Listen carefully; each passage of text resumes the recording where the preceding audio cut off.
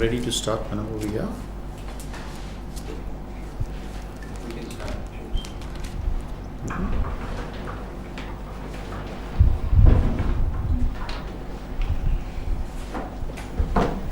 Okay, morning. Okay, there's a slight shift in what I'm going to do this morning in terms of the schedule you have and what I thought I would deal with. I'm going to be, in terms of contemporary challenges or issues, I'm going to be taking sexuality first. Okay, I thought you're supposed to do pluralism now and sexuality later. So the reason I'm doing that is because I think we'll probably spend more time on this and then work towards pluralism and cults tomorrow. Okay, we'll see how it goes. If we finish and there's enough time, we can get into pluralism. We'll see how that goes. There's a reason I do this. The reason I'm shifting and taking more time with sexuality is because if there is a challenge today that confronts the church and has the potential to destroy the church from inside out, it's the question of sexuality. Every other challenge we face is imposed from the church outside in. And in the history of the church, if you look at it, there's always been this interplay. There's always been something that was thrust upon the church from outside, persecution. There's also been something that emerged from the inside which threatens to destroy the church, heresies. All right? And when you study church history, you will see that these two are actually like 2 feet on which the world engages the church. Proclamation on one side and a life transformed by Christ on the other are 2 feet by which the church engages the world. Okay? But how does the world engage the church? It does 2 things. It imposes itself on the church, persecution from outside, but it also compels the church to implode on the inside, heresies. And if you look at what's happened over the last century, the thing that's challenged the church most from inside has been the question of sexuality. Okay, and so we will spend a significant amount of time looking at this, and if you have your outlines, you'll see that I looked at what are the core issues, the fundamental questions that we need to consider when we look at this idea of sexuality. Why is it that we take this particular approach in terms of why do ideas matter? What are the intentions that are at play? Why do they matter? What are interpretations that are brought to the fore and why do they matter? And the whole question of being and becoming. Who are we and what are we to become? And finally, to look at this whole question from the vantage point of Christian response or gospel response and asking the question of how shall we live. That's a big picture. All right, so that's where we want to go. So, if someone were to ask you the question, what's your position on homosexuality, what would you say? It is a sin like a lot of other sins. Okay, it's a sin like a lot of other sins, all right? What else? It's not as per God's design. Okay, it's a sin, it's not as per God's design, all right? What else?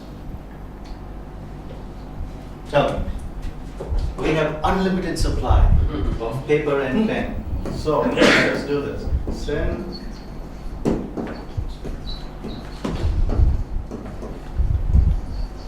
Not as per design. Can you read it? Yeah. Yes. Yeah, I'm too close to it. So, I trust you can. What else? What would you say to the question of sexuality or homosexuality? Is it something the Bible condemns or condones? Condemns. How sure are you? It's there in the scripture. Sodom Gomorrah has one. Now, I asked you how sure are you, which means you have to defend it biblically. Can I give you 5 minutes of my time and will you defend it biblically for me? Why not? Sure, let's go ahead. Give me your first verse. It would start with R something. Oh, you can go. Romans 1:24. Second. What does Romans 1:24 says? So God abandoned them to do whatever shameful things their hearts desired. As a result, they did vile and degrading things with each other's bodies. verse 26. That is why God abandoned them to their shameful desires. Even the women turned against the natural way to have sex and instead indulged in sex with each other. Mhm. And the men, instead of having normal sexual relations with women, burned with lust for each other. Men did shameful things with other men, and as a result of this sin, they suffered within themselves the penalty they deserved. Okay. So, what does it say? 27. All right. Okay. I believe I can. No, I can't do that. Let's see. I need to do this. Okay. 20. Okay. What does it say? Yeah. Yeah, you read a lot of things. It also destroys the individual. Question. Is this about homosexuality? Or are you implying so? Is it explicit? Men had sex with each other, women had sex with each other. Explicit. Or is it implicit? I'm using a living translation, I'm not sure. Alright, so we run into an interpretive problem there. Alright, give me your next shot. 1 Corinthians Okay. chapter 6,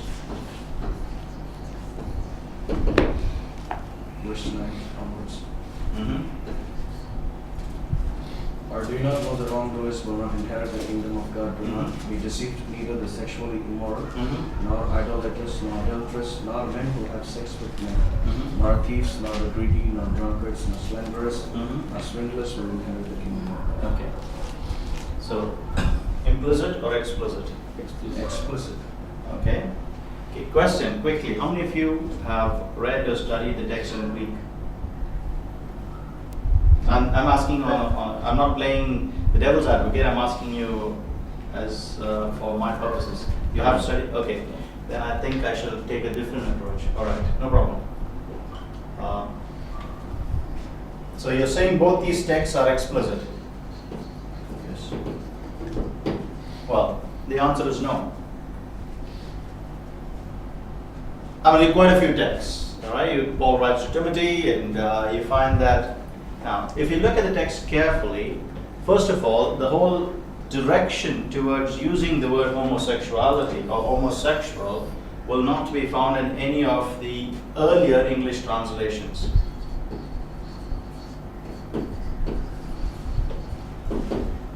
Okay, this is a much later translation. In fact, it's as early as the 20th century.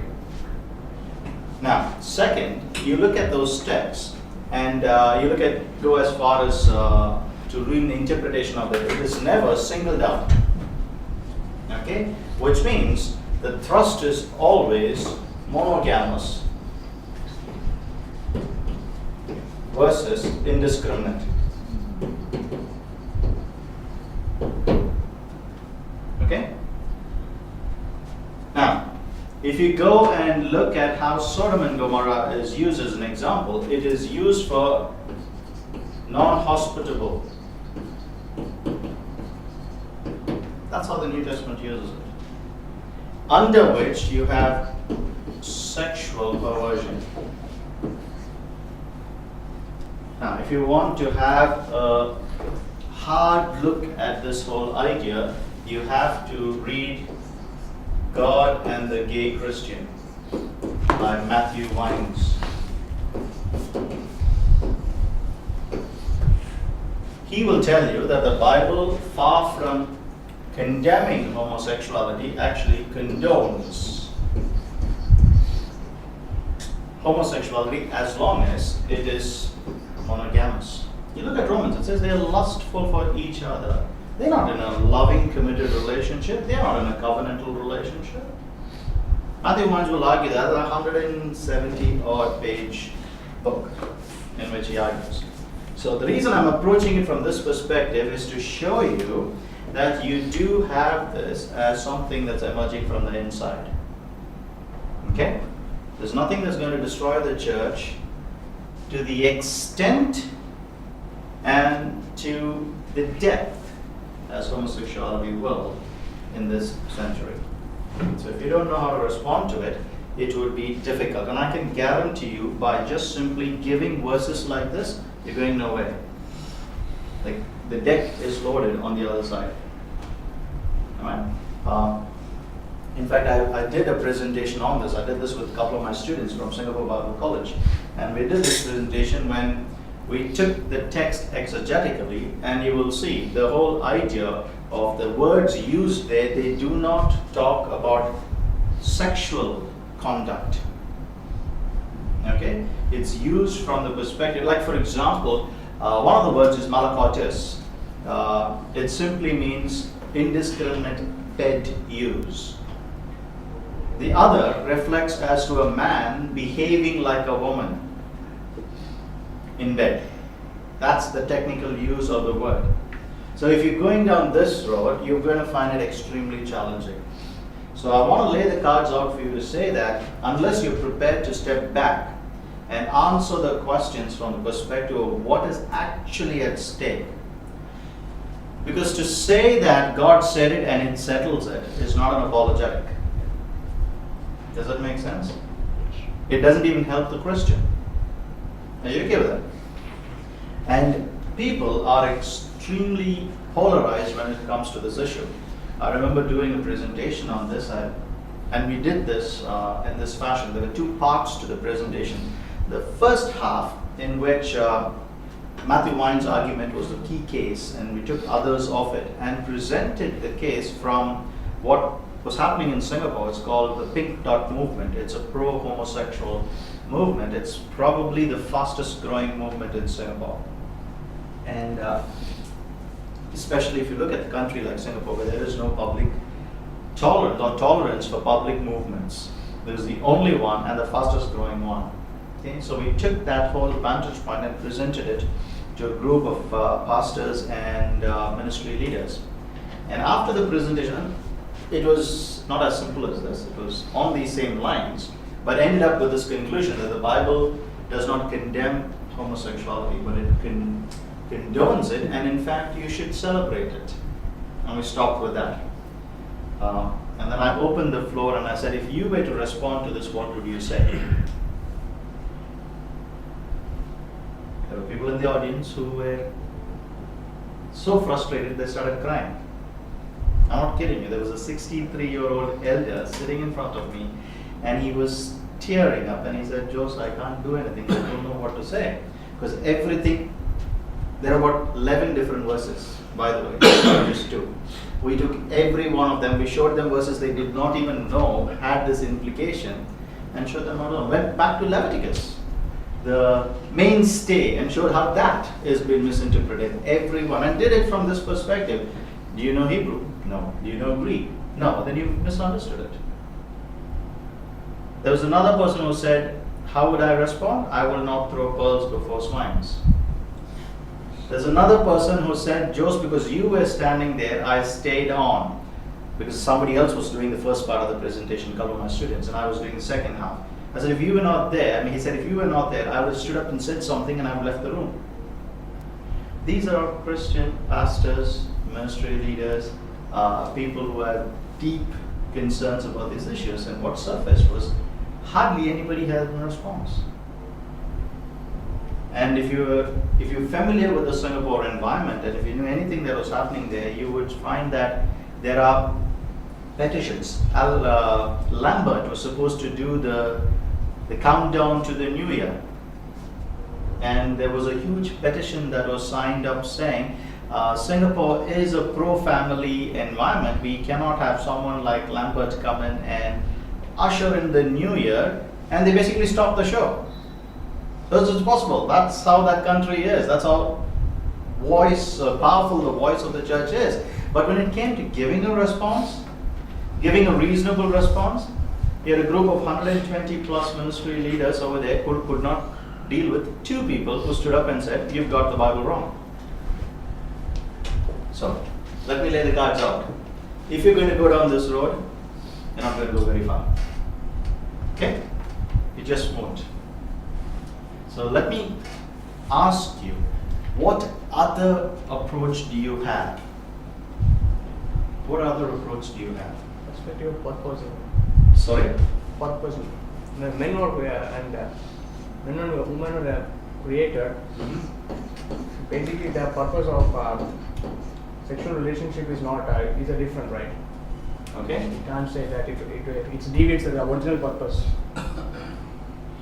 So you're saying there is the assumption of creation.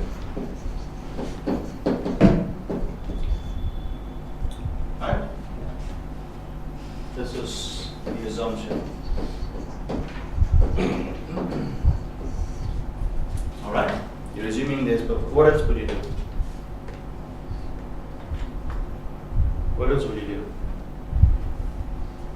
Okay, I hope that this question is not a merely theoretical one to you all here. It isn't.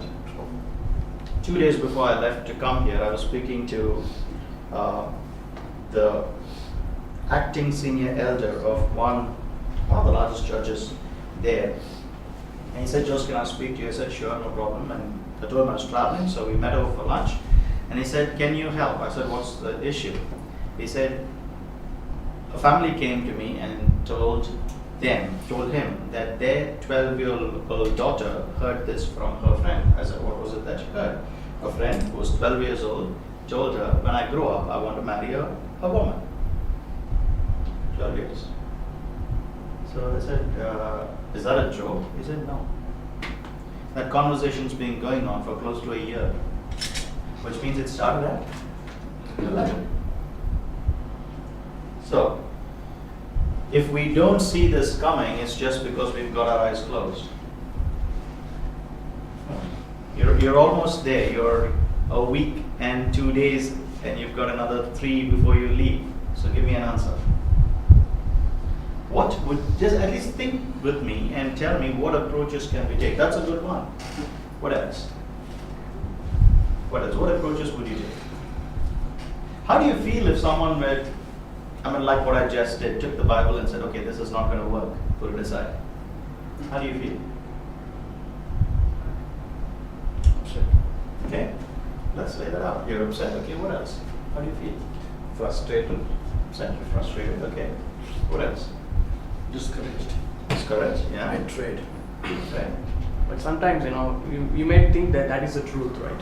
So that's deviating. We started questioning about what we really started believing. Okay, so how does it make you feel?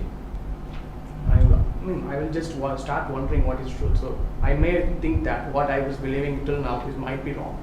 Okay, so you're beginning to doubt. Beginning to doubt. That's the very nature of heresy. And the reason I took this before I went into cults and all of that, because you take Jehovah's Witness as a cult, right? It is something that you are going to respond as standing here. You stand there, I stand here, we respond. That's what I would call a weak cult. Okay? It's a weak cult. It is not going to affect you because it's not something that is ingrained. But this, it's not referred to as a cult. But if you were to sketch out what makes a cult, if you go back to the very roots of why was something called a cult, you will find that this is probably the strongest force, and that is the strength of a cult. It does not quite present itself as a cult. And the reason why we feel betrayed or upset or why we begin doubting or frustrated is because we begin to find that our method is failing us, not the message. Be very careful. I'm not saying, in fact, I'm going to conclude this way, I'm not saying that the gospel is not the power of God, but what we have built our frame around is always a method.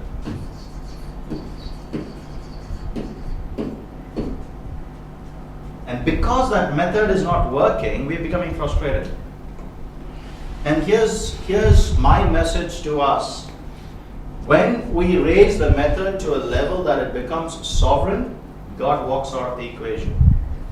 And we stop considering what it is that the Spirit might want us to be doing in this situation. Does that make sense?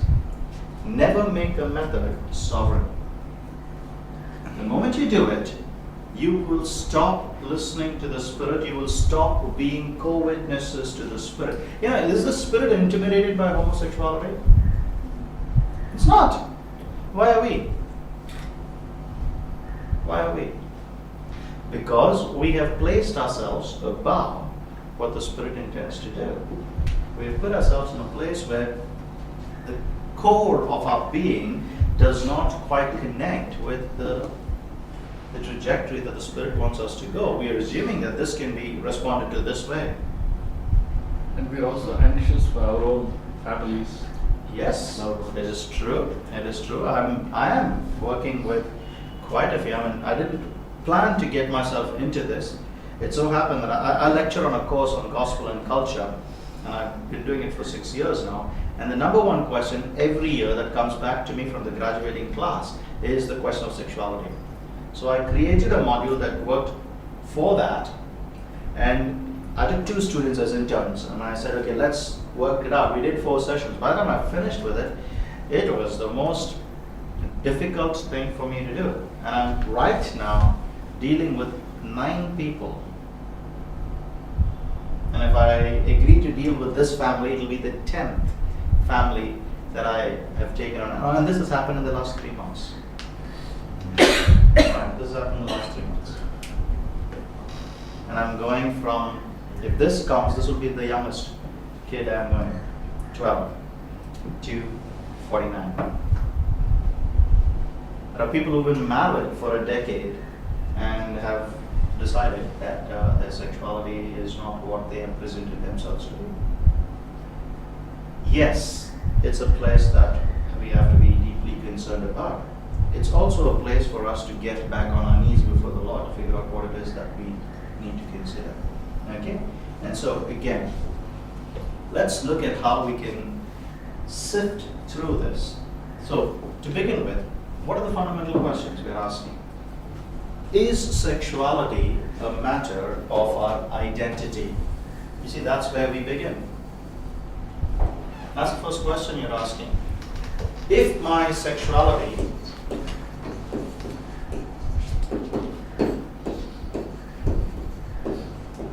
is a matter of my identity, then you're actually violating who a person is created to be. What if someone walks up to you and says, why are you saying that I'm a sinner? What if God created me to be this way? I don't want to be attracted to the same sex. Have you heard people say that to you? Yes. What are you going to say to them? You're going to say to them, no, you feel wrong? So here's the first question.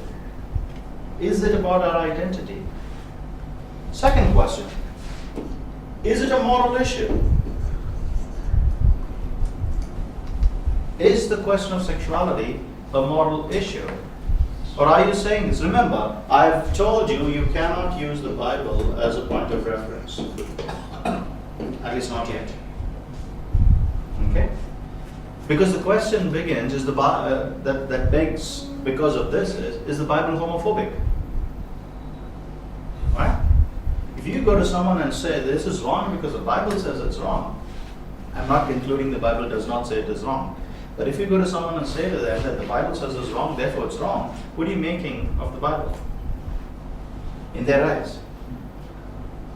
You're doing exactly what that heresy would want.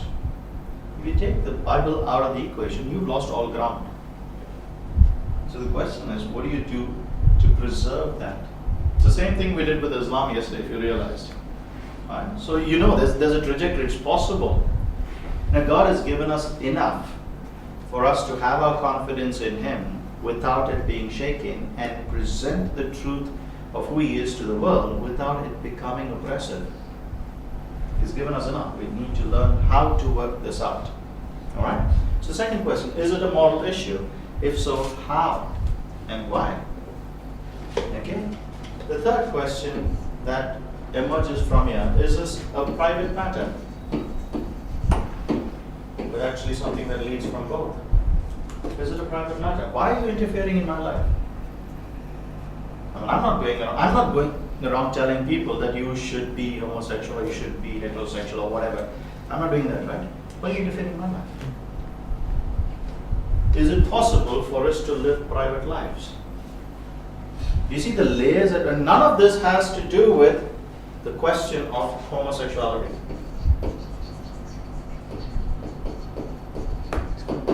It appears to be that way.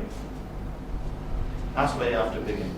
You have to, if you want to uproot a weed, you have to dig deep.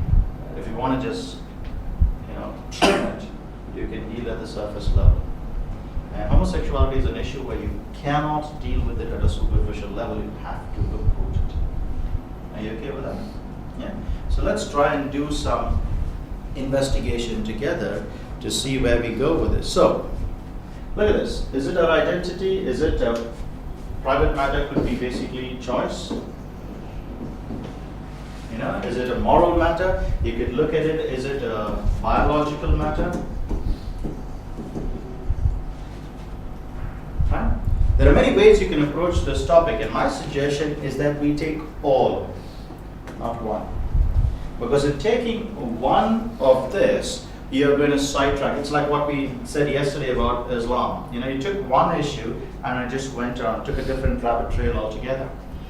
Here's a clue, whenever you get into a conversation where you begin to see that the Bible is seen negatively, do not go down that road.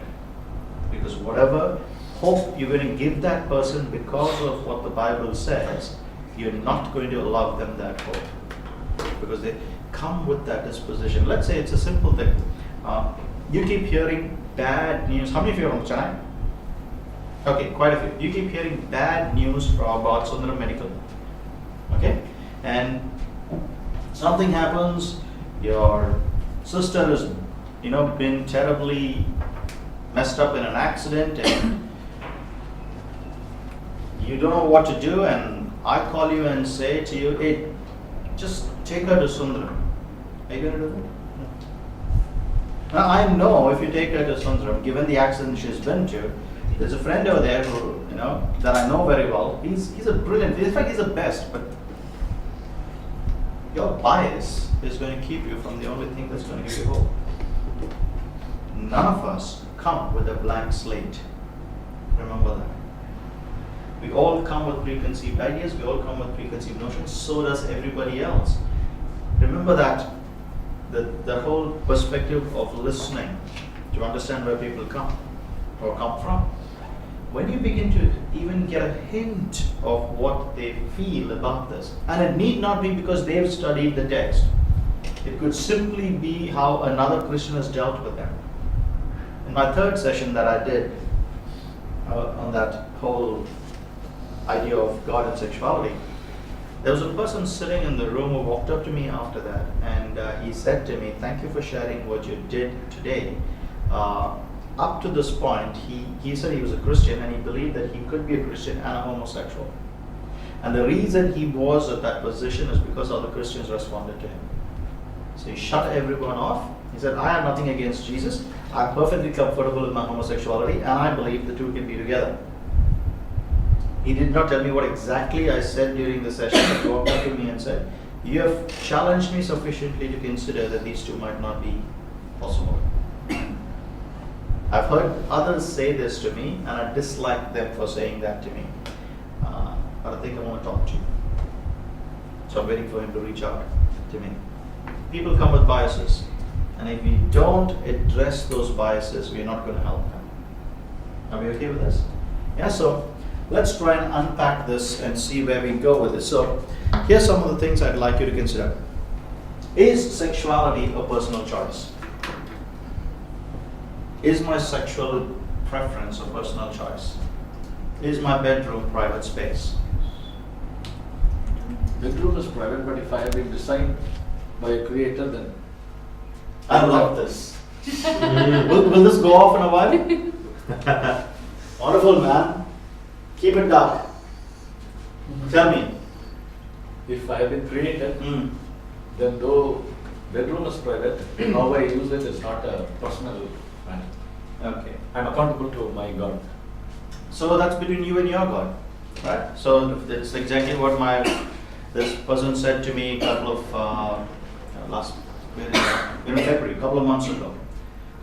He said, "Yeah, I'm very comfortable with my Jesus, and I'm equally comfortable with my sexuality. It's my personal choice.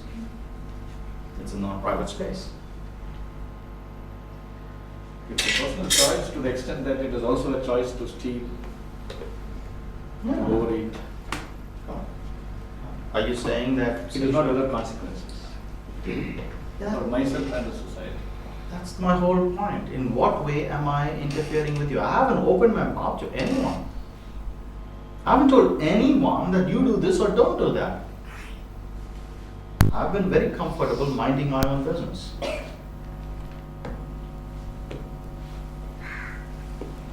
Why are you forcing me to make myself or put myself in a position where you won't like me and I won't like you?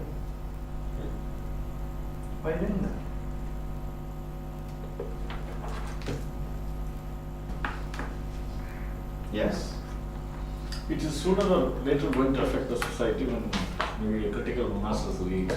I like the way you approach it. You have least bit care for me as an individual and you have some great idea for this abstraction called society. I think that's obnoxious. By coming back from that one. Have you burnt a bridge? I think you have. See, that's exactly where we're putting ourselves. What was happening in this conversation? I felt that you wanted me to agree with you. That's all that mattered to you. You had no intention of understanding where I was coming from. See, that's exactly why we forget how to deal with that question of private or choice. Now let me flip it around. Let's say we just had the same conversation. Let me flip it around. And I ask you this question. Do you want to be identified as your sexual preference?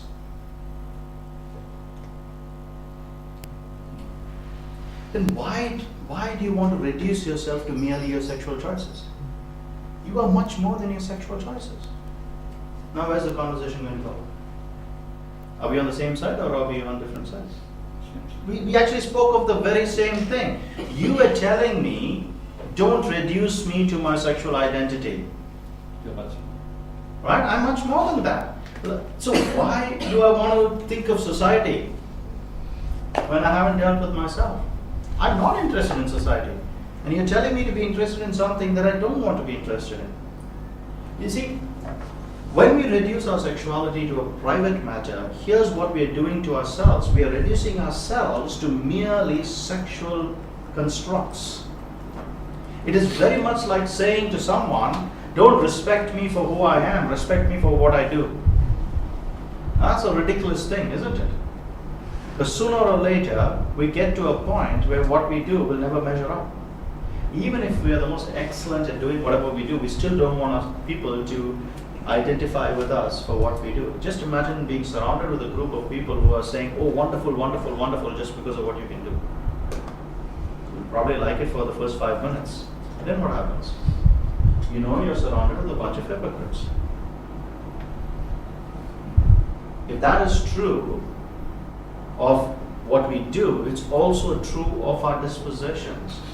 We don't. Why do homosexuals not like the label homosexual? Have you thought about that? Is it a label the society has given them or is it a label that they have taken? It's operating both ways. It initially is a label that is placed on them and then it's sooner or later taken up as a badge that they'd like to wear. But you see, the reason why there's a pushback is because intrinsically you do not want to be associated with a label. You're much more than a label. Does that make sense? See, so when we talk about this being a private issue or a choice, you see immediately it becomes reductionistic. So you step out of that conversation and you simply invite them to consider themselves for who they are. And that's the direction you want them to go, right? I mean, what is wrong with being a homosexual if that's who you are?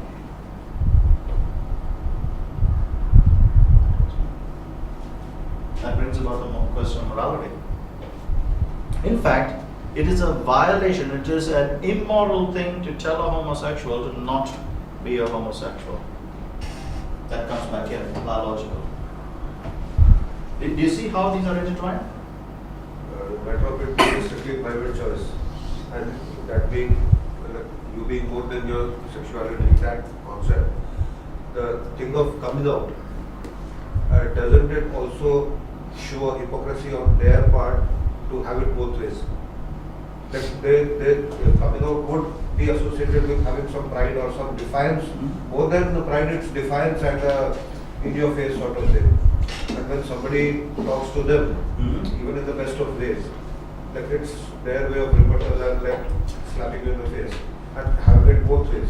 So isn't that, it's not strictly a private matter even in their dealing with the issue. Sure, but for whom is it a concern? They will use that argument only to defend their Fair enough. choice. Now, why wouldn't they use that argument, or why shouldn't they use that argument? No, then, see, have it either way, but have it consistently, that's okay. But Here's ground rules in being a witness. There are no rules for the other person. You're expecting them to play fair. Why should they?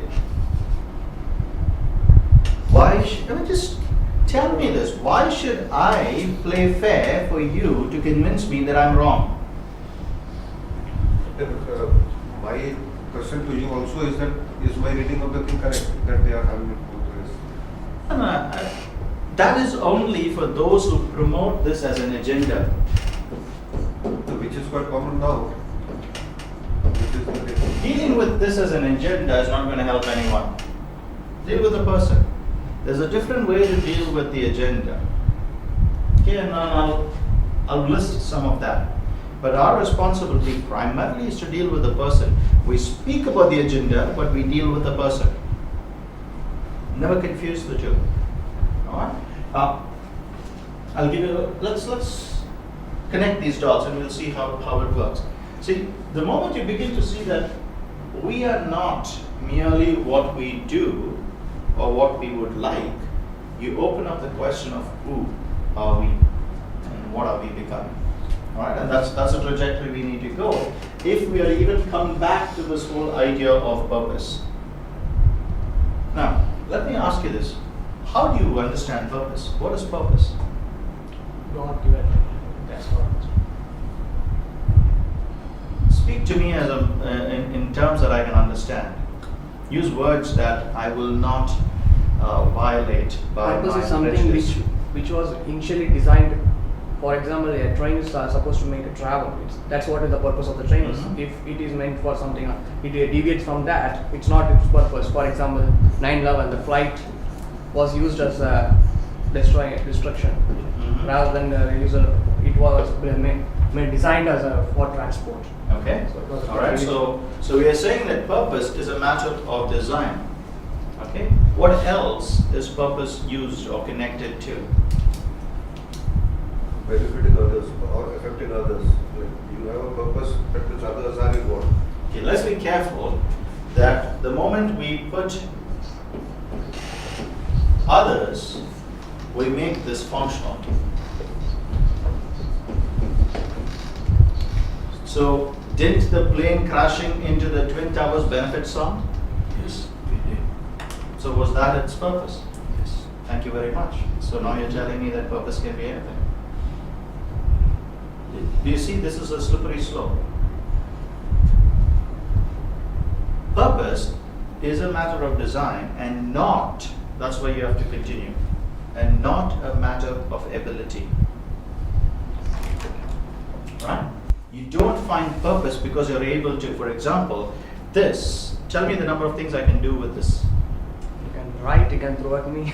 Sure. I can stick it up your nose as well. Yeah. Smash it, point it. You can kiss it. Is that the purpose of this? No. So you begin to see that purpose has actually cannot be connected to ability. It's misleading to conclude purpose based on ability. Here's the thing, can I be a homosexual? Yes. Of course. Is that what is meant for me to be? Do you see this?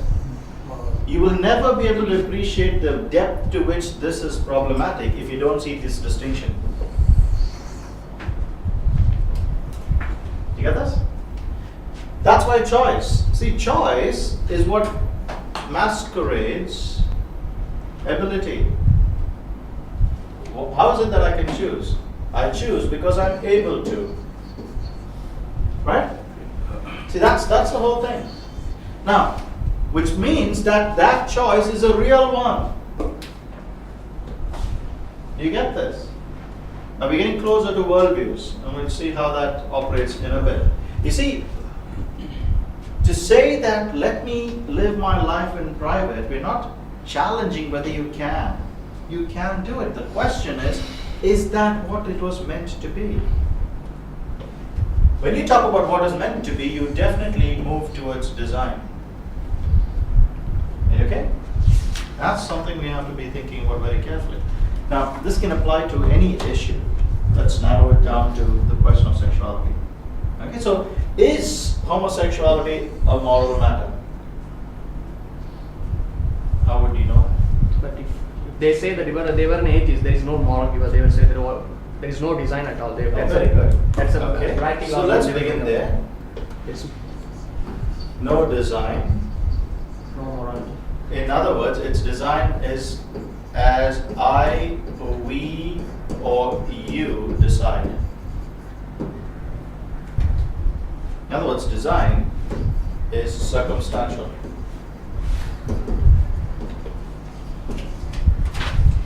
Right? Let's start there. And where do we end? Is there a design? Yes. Yes, there's a design because there's a designer. Can we say that homosexuality is wrong just because there is a design? Well, because there are two ways to go. The designer says yes to homosexuality. In this case, it's HS is not Holy Spirit, okay? Or the design says no for homosexuality. Two ways to go, so it's still not conclusive. Right? But let's take the whole idea of morality. What makes something moral? The designer said no, or and then. Yeah, there are two ways. Even if there's a designer, you can't say homosexuality is wrong. What if I'm created to be homosexual? How are you going to prove that I'm not created to be homosexual? So often it's relative most of the cases. Some people say, I mean, for example, we have to go to the standard of moral, who the moral giver is, and That's the whole question, right? Is there a moral giver? Morality can be constructed anyways, right? Morality can be personal. yeah. You live your life, I live my life. It can be social. It can be transcendental.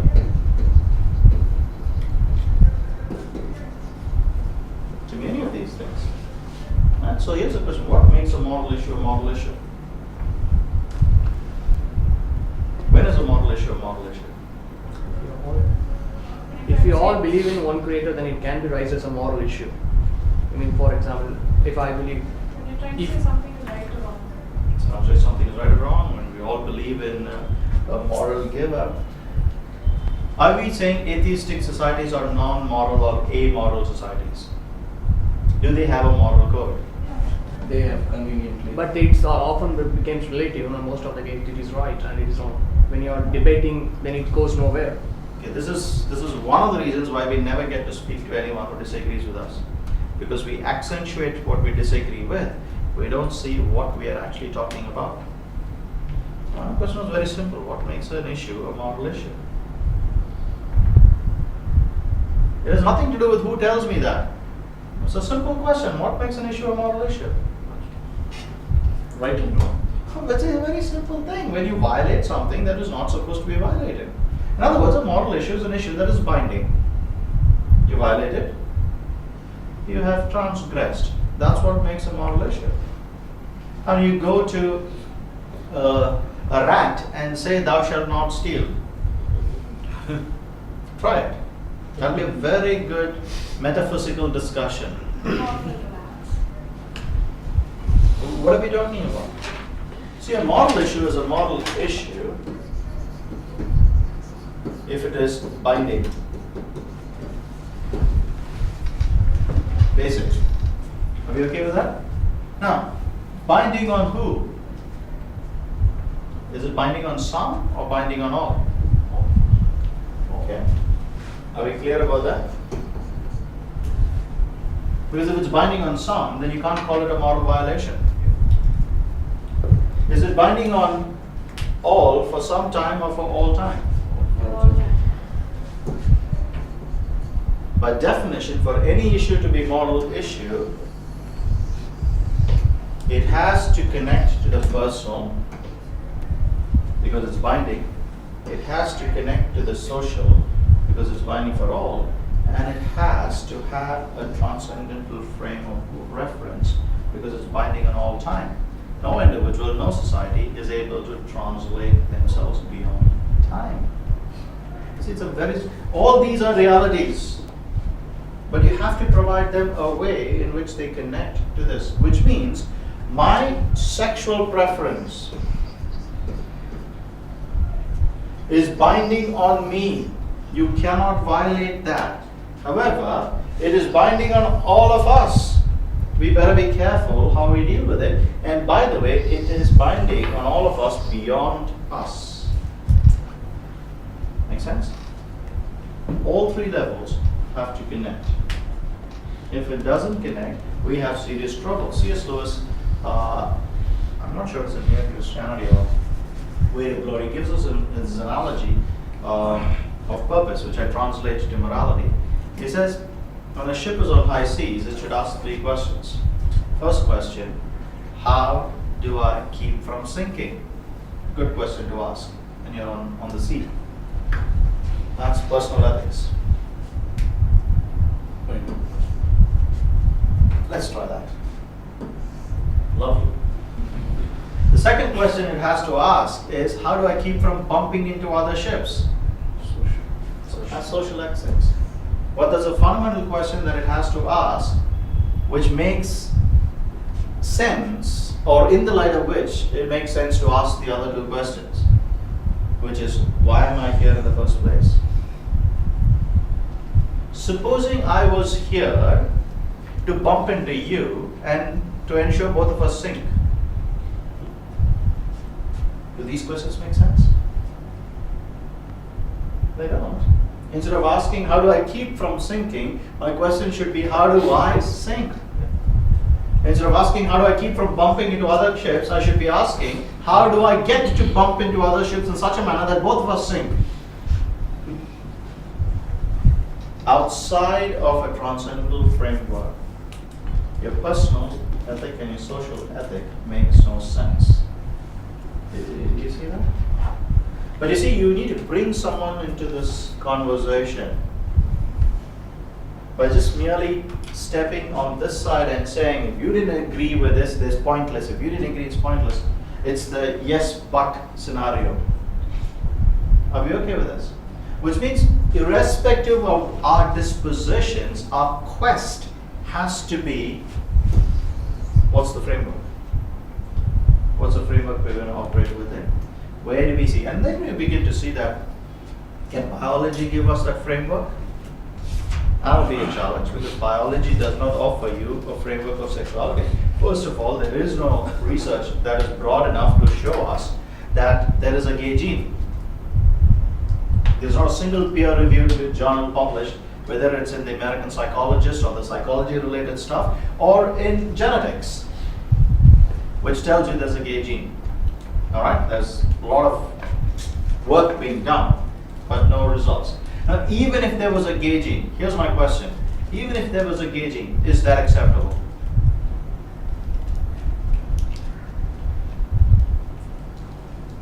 Which means the larger question is, does biology define morality? That's the larger question, right? I mean, the church shouldn't go into a tailspin just because somebody publishes a reviewed article saying there is a gay gene, we found it out. So please let all the homosexuals be happy and gay. I mean, no pun intended, but is that where you'd go? I think not. Because morality is not merely a matter of these two elements. In fact, over here, we say it doesn't apply. Does that make sense? Yeah. I'll give you another example. So my wife, she's a special educator. So she's been teaching special children for a very long time. Now, when we were in Dubai, I used to get involved with what she used to do. And now when we were in Singapore, we have some very good friends, family friends who have autistic children. Whether it is Down syndrome, which is very clearly a genetic case, or if it is autism, which we have no idea why the child is autistic, and there's an incredible spectrum, irrespective of which situation they come from, clearly genetic or vaguely psychosomatic, we still do not say that that child is normal. You get what I'm saying? Which means the idea of what it means to be normal, or in this case, right, doesn't come because of me or because of us. Doesn't come because of any condition in me or around me. It comes in spite of all of this. Just think of a society which said, okay, fine, it's a genetic condition. Let all the children with Down syndrome be that way. Is that going to happen? No. You see that? So it is not a responsible position to go to. Are you okay with that? But that will not still help till you show very clearly why it is not a responsible position. Let's say we came with this no designer. What do you think I would choose to go with if I were a naturalist? Let's say I'm a hard-nosed naturalist. I believe in natural selection. Where would I go? How is it affecting? Sorry? This is how I'm made. We've been wired like. Absolutely not. The theory of natural selection is the survival of the species. Do you think homosexuality is going to get the species to survive? So what should I, as a pure naturalist, do with homosexuality? Have to repair. I mean, Eliminate. Please use the right words. Do you see what I'm saying? So when you appeal, now here's a good place for you to come back to this conversation where we're talking about, are they playing this double game or are they not playing fair? When you bring about this conversation, here's what happens. If I were to be true to natural selection, I should not entertain the conversation, or you. You are a detriment to the species. Do you see how each of these has a place to play? You're appealing to it negatively. You have to provide a framework within which you can see it. So, do you want me to accept you for what you do? No. You want me to accept you for who you are. Do you want me to eliminate you because of your preference? Absolutely not. You want me to be accepted, and you want me to, in that sense, not just accept, but treat you as worth your life. Does that make sense? Are you okay with this? So that's very important for us to understand, that disposition towards the question is your first step in how you go into dealing with this in its conversation. And see, that provides space to deal with the agenda.